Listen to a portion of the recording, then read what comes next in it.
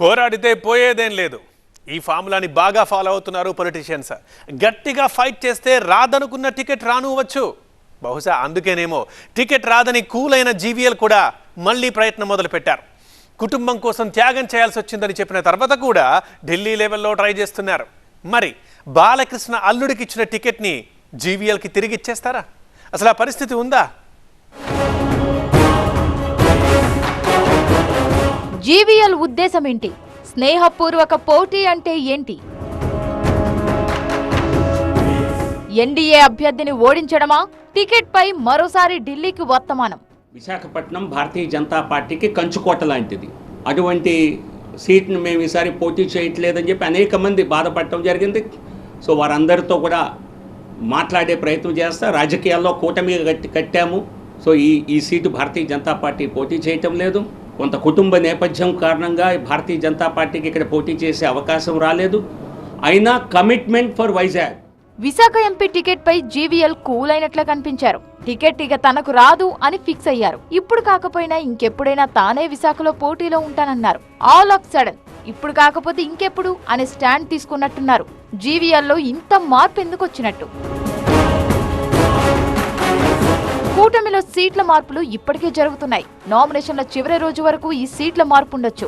ఇప్పటికే ఆందోళనలు చేస్తున్న వాళ్లు టికెట్లు దక్కించుకోవడం మొదలుపెట్టారు. అటు నర్సాపురం ఎంపీ టికెట్ ను బీజేపీకే ఇచ్చారు. కానీ అక్కడ మార్పులు ఉండొచ్చు అన్న వార్తలొస్తున్నాయి. అలాంటప్పుడు ప్రయత్నిస్తే విశాఖ సీటు మార్చరా అని జీవీఎల్ భావించుండొచ్చు.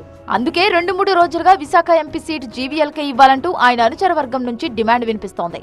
ఇది బీజేపీ సీట్ అని అందరికీ తెలుసు. గతంలో శ్రీ కంబబాటి హరిబాబు గారు గెలవడం జరిగింది. అలాంటి ఎంపీ సీట్ని వదులుకోవడం అనేది చాలా దురదృష్టకరం.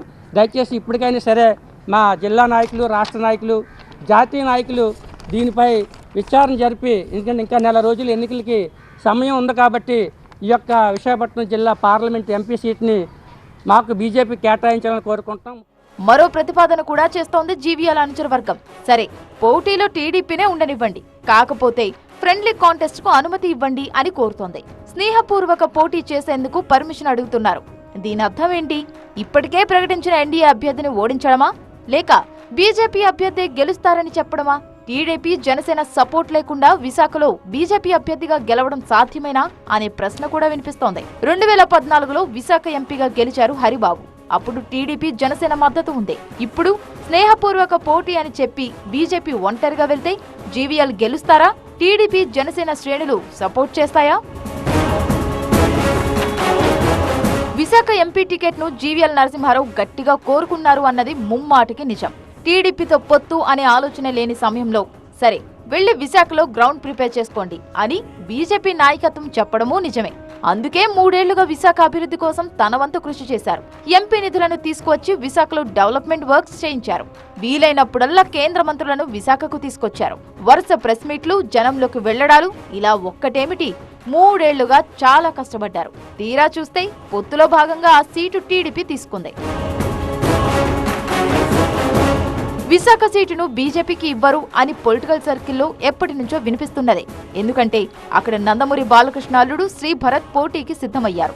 మీ విశాఖ మీ భరత్ పేరుతో ఆయన కూడా 5 ఏళ్లుగా నియోజకవర్గంలోనే తిరుగుతున్నారు. గత ఎన్నికల్లో చాలా తక్కువ మెజార్టీతో ఓడిపోయినా సరే భరత్ మాత్రం ప్రచారాన్ని వదలలేదు, నియోజకవర్గాన్ని వీడలేదు. కానీ అంతే స్థాయిలో జీవీఎల్ కూడా విశాఖ డెవలప్మెంట్ కోసం కష్టపడ్డారు. భరత్ విశాఖకు నిధులు తీసుకువచ్చారో లేదో గానీ జీవీఎల్ మాత్రం కేంద్రం నుంచి ఫండ్స్ తీసుకొచ్చి అభివృద్ధి కార్యక్రమాలు చేశారు.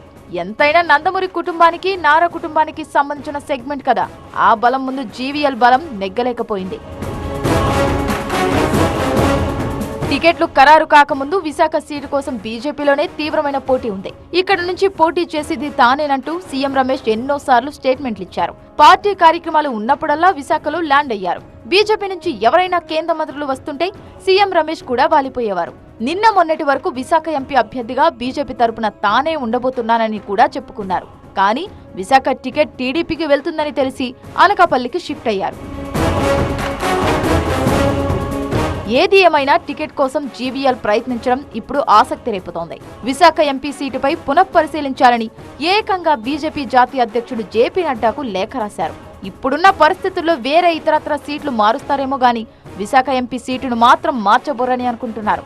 ఒకవేళ ఎంపీగా పోటీ చేయాల్సిందేనని జీవీఎల్ అంతగా పట్టుబడితే మరో నియోజకవర్గంలో అవకాశం ఇస్తారేమో గానీ విశాఖ ఎంపీ సీటు మాత్రం ఇవ్వబోరని కూడా పొలిటికల్ సర్కిల్లో మాట్లాడుకుంటున్నారు. ఇలాంటివి ఎన్ని వినిపించినా సరే జీవీఎల్ మాత్రం తన పట్టు వదలడం లేదు.